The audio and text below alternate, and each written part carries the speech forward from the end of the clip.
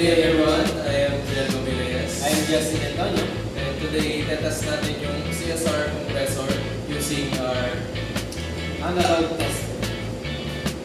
So, sa analog tester, meron tayong black probe, which is the negative, and the red probe is positive.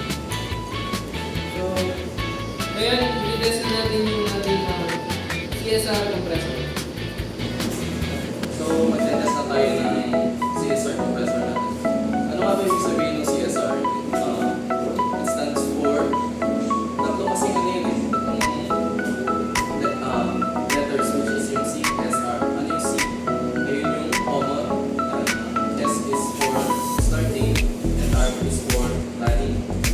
So, meron tayong 3 terminals dito.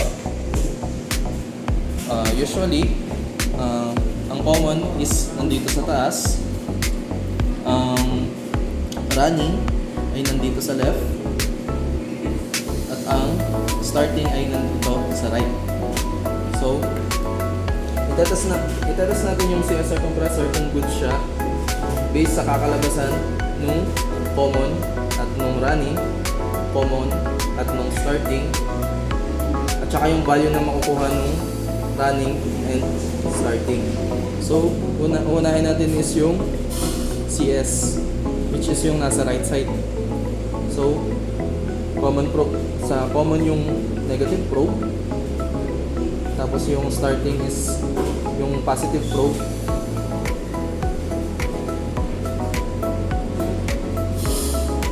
So, sa reading yan, as you can see, nasa 1. So, ang multiplier natin times 10 is ibig sabihin yan 10 siya. Yan. Kukuhanin kasi natin yung value niyan para malaman natin yung kung goods yung compressor natin. Next naman is yung CR or common and running.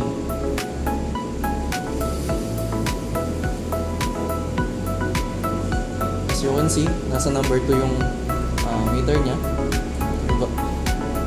Ang ibig sabihin yan, times 10, 20 yung value niya.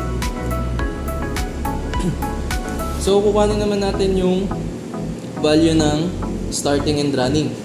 So, since wala naman, okay lang siya magkabaliktad, yung negative tsaka positive dito sa starting and running. So, okay lang kahit maalin dyan yung nilalagay yung probe.